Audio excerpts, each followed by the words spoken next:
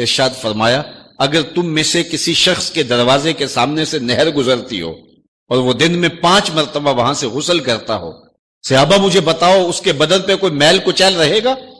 تو صحابہ نے عرض کی اے اللہ کے رسول اس کے بدن پہ کوئی میل کچیل نہیں رہ سکتا جو دن میں 5 مرتبہ غسل کرتا ہے۔ فرمایا یہ 5 نمازوں کی مثال ہے، جو 5 نمازیں پڑھتا ہے اس کے بدن پہ گناہوں کا میل نہیں رہتا ہے، اللہ اسے ستھرا کر دیتا ہے، اسے پاک کر دیتا ہے۔ ایک نماز سے لے کر دوسری نماز کا وقت، درمیان میں جتنا وقت ہے اس کے جتنے گناہ ہیں دوسری نماز ان گناہوں کا کفارہ ہے۔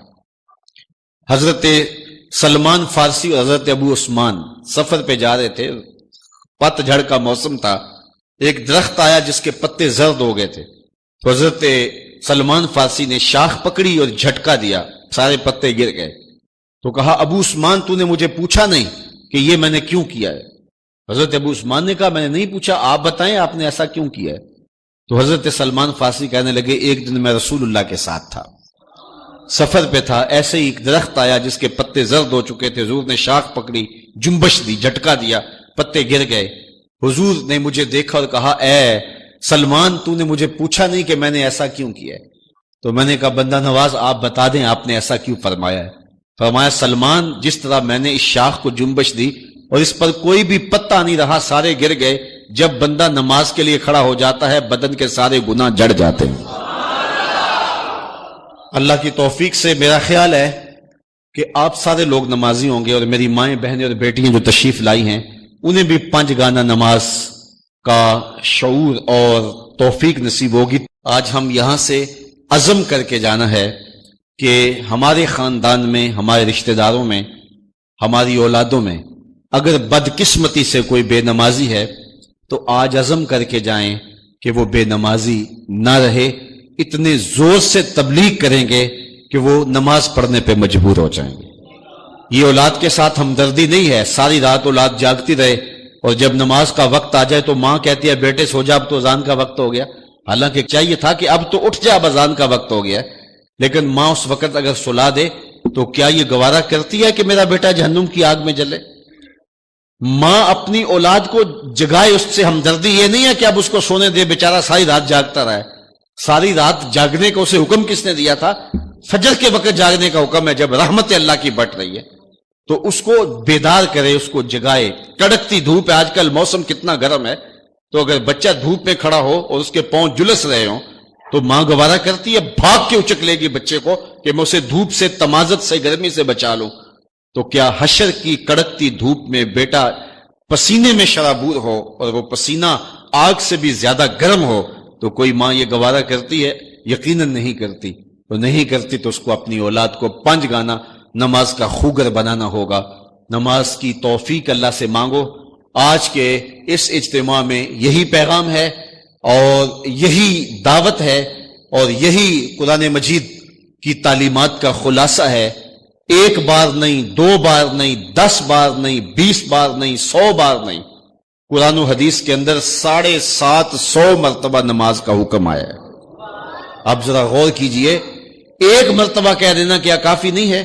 لیکن 750 مرتبہ تمہارے کریم رب نے تمہیں بار بار کہا ہے، تمہارے کریم رسول نے تمہیں بار بار کہا ہے کہ نماز پڑھو۔ تو اگر ہم اتنی بار سننے کے بعد بھی نماز نہیں پڑھیں گے تو پھر ہم کہاں کھڑے ہوں گے؟ اور دوسری بات ہے کہ اتنی تاکید کی گئی ہے، اتنی تاکید کی گئی ہے، تو یہ کتنا بڑا جرم تھا نماز کا ترک کرنا کہ بار بار کہا گیا ہے۔ جب آگے سامنے آگ جل رہی ہو اور کوئی دوڑ کے چھلانگ لگانا چاہ رہا ہو تو پھر ماں کی ممتا اتنی ہوتی ہے کہ اس کو 100 بار بھی روکنا پڑے تو بچے کو روکتی ہے، اس لیے وہ جانتی ہے کہ آگے آگ ہے، اور اگر میں اس کو نہ روک پائی تو سیدھا آگ میں چھلانگ لگائے گا۔ اللہ ماں سے بھی زیادہ پیار کرتا ہے، رسول اللہ ماں سے بھی زیادہ پیار کرتے ہیں، اس لیے 1 بار نہیں، 2 بار نہیں، 10 بار نہیں، 100 بار نہیں، 750 مرتبہ کہا کہ تمہاری نماز نہیں چھوٹنی چاہیے۔ تو سونے سے قبل 5 انگلیاں بھی گن لو اور 5 نمازیں بھی گن لو۔ یہ عنوان تشنا رہ گیا، چونکہ وقت کے دامن میں اتنی گنجائش نہیں ہے، تو میں جو کہا گیا مجھے امید ہے کہ یقیناً یہ آپ کی روحوں تک اترا ہوگا، اور اگر بدقسمتی سے کوئی بے نمازی ہے تو آج کے بعد بے نمازی نہیں رہے گا، اور ہم اپنے ماحول میں اپنی اولاد سے اگر پیار کرتے ہیں، حقیقی پیار ہمیں، تو پھر ان کو 5 گانہ نماز کا عادی بنانا ہوگا، اور ان کی پیشانیوں میں سجدے رکھنے ہوں گے۔ اللہ مجھے آپ کو اپنی رحمتوں کے حصار میں رکھے۔ ایک تو وہ حدیث میں نے آپ کے سامنے رکھی جو حضور کا فرمان ہے، الشیطان جاسم علی قلب ابن آدم، انسان کے دل پر شیطان قبضہ جماتا ہے، جب یہ غافل ہوتا ہے تو وسوسہ اندازی شروع کرتا ہے، اور دل اگر پورا سیاہ ہو جائے تو پھر شیطان کے لیے معاملہ ہی آسان ہو گیا، کیونکہ سمجھو کہ دل کے قلعے کی دیواریں منہدم ہو گئی، اب شیطان جدھر سے مرضی آئے جدھر سے مرضی جائے۔ ہاں اب بھی اس کی اصلاح کا طریقہ ہے جو حضور نے ارشاد فرمایا۔ آقا کریم علیہ السلام نے ہمیں کسی معاملے میں بھی حضور نے تنہا نہیں چھوڑا۔ آقا کریم ارشاد فرماتے ہیں کہ لِكُلِّ شَيْءٍ سِقَالَةٌ وَالسِّقَالَةُ الْقُلُوبِ ذِكْرُ اللَّهِ، ہر شے کو زنگ لگ جائے تو اس کا زنگ کسی نہ کسی شے سے اتارا جاتا ہے۔ کپڑے میلے ہو جائیں تو صابن وغیرہ سے صاف کر لیتے ہیں، یہ لوہا میلا ہو جائے تو ریگ مار سے صاف کر لیتے ہیں، ہر شے کا زنگ کسی نہ کسی شے سے اترتا ہے۔ اب دل اگر میلے ہو جائیں گناہوں سے تو کیسے دل پاک ہوں گے؟ سقالۃ القلوب ذکر اللہ، کہا اللہ کا ذکر کرو دل ستھرے ہو جائیں گے، دل پاک ہو جائیں گے۔ جتنا زیادہ ذکر کرو گے اس قدر دل جلا پائیں گے اور دل نور پائیں گے۔ اور بزرگ صوفیہ فرماتے ہیں جب کوئی بندہ ذکر کرنے بیٹھتا ہے اور ایک مرتبہ کہتا ہے اللہ، تو اللہ تعالیٰ اس کی طرف نظر رحمت سے دیکھتا ہے، اور جس کی طرف اللہ نظر رحمت سے دیکھتا ہے اس کے 70 گناہ جل کے راکھ ہو جاتے ہیں۔ تو ایک مرتبہ اللہ کہنے سے 70 گناہ مٹ گئے، پھر یہ بار بار تکرار کرتا رہا تو دل جو ہے وہ آہستہ آہستہ مصفہ ہونا شروع ہو جاتا ہے، دل سیکل ہونا شروع ہو جاتا ہے، دل پاکیزہ ہونا شروع ہو جاتا ہے، اس کے اوپر سے غلاظت، گندگی اور جو دل کے اوپر چڑھا ہوا غلاف ہے وہ اتر جاتا ہے، اور دل پھر انوار پانے لگتا ہے، پھر اس کو ذکر بھی چاشنی دیتا ہے، اس کو فکر بھی لذت دیتا ہے، اس کو نماز اور سجدے میں بھی سرور ملتا ہے۔ جب دل پر نور نہ ہو تو پھر شکایت یہ ہوتی ہے نماز پڑھتے ہیں سرور نہیں ملتا، نیک عمل کرتے ہیں لطف نہیں آتا۔ اصل وہ دلوں کے اوپر حجابات آ چکے ہیں، دلوں کے اوپر پردے آ چکے ہیں، اگر وہ اتر جائیں اور وہ کثرت ذکر کے ساتھ جو ہے وہ پردے اتریں گے۔ اب دل 4 طرح کے ہیں، القلوب اربع، دل 4 طرح کے ہیں۔ ایک دل قلب اجرد فیہ سراج یظہر، ایک مومن کا دل وہ بالکل ایسے ہوتا ہے جس طرح چراغ روشن ہوتا ہے، اور مومن کے پاس جو بیٹھے اللہ اس کے دل کو بھی نور کر دیتا ہے، چونکہ دلوں سے نور کی شعائیں نکلتی۔ کسی زمانے میں لوگ اس بات کو نہیں مانتے تھے جو عقل والے تھے، لیکن اس زمانے کے اندر موجودہ سائنس نے اسیری لہروں کو تسلیم کیا ہے، اور وہ کہتے ہیں کہ جو شخص نیک ہے اس کے بدن سے وہ لہریں نکلتی ہیں، اچھے اخلاق والا، اچھے کردار والا، اور دوسرے پر وہ مرتب ہوتی ہیں، اور جو بدکار ہے، برا شخص ہے، اس کے بدن سے وہ لہریں نکلتی ہیں اور دوسرے پر مرتب ہوتی ہیں۔ اور حضور علیہ السلام نے صدیوں قبل یہ بات بتائی۔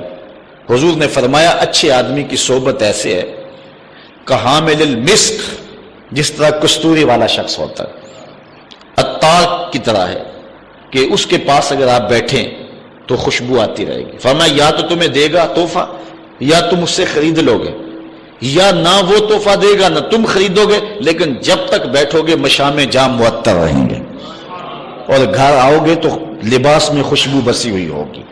اس لیے اچھے بندے کی صحبت کو حضور نے جو ہے وہ کستوری والے عطار سے حضور نے تشبیہ دی، اور جو برا شخص ہے اس کی مثال حضور علیہ السلام نے بھٹی والے سے مثال دی کہ جو شخص بھٹی والے شخص کے پاس بیٹھے گا یا تو کچھ چنگاری اڑے گی اور اس کے جسم اور کپڑوں کو جلا دے گی، اور اگر چنگاری اڑ کے اس کے بدن کو نہ بھی جلائے تو جتنی دیر بیٹھا رہے گا اس کی بدبو، اس کا دھواں اس کے لیے پریشانی کا باعث رہے گا۔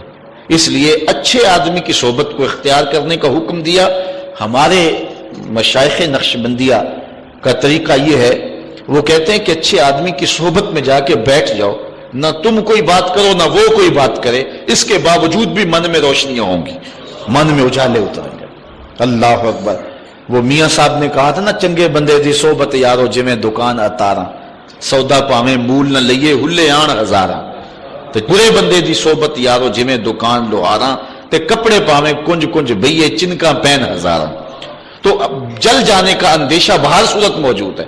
تو اس لیے آج دنیا جو ہے وہ اسیری لہروں کو مانتی ہے۔ میں اس کی سادہ مثال آپ کو دینا چاہتا ہوں۔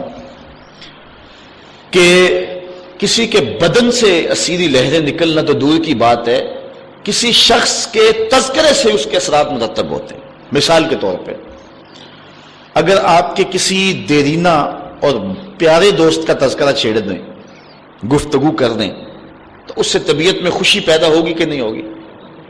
آپ حشاش بشاش ہو جائیں گے۔ لیکن کسی غلط آدمی کا جس سے آپ کو نفرت ہو، اس کی بات چھیڑ دیں، طبیعت میں گھٹن پیدا ہوگی کہ نہیں ہوگی؟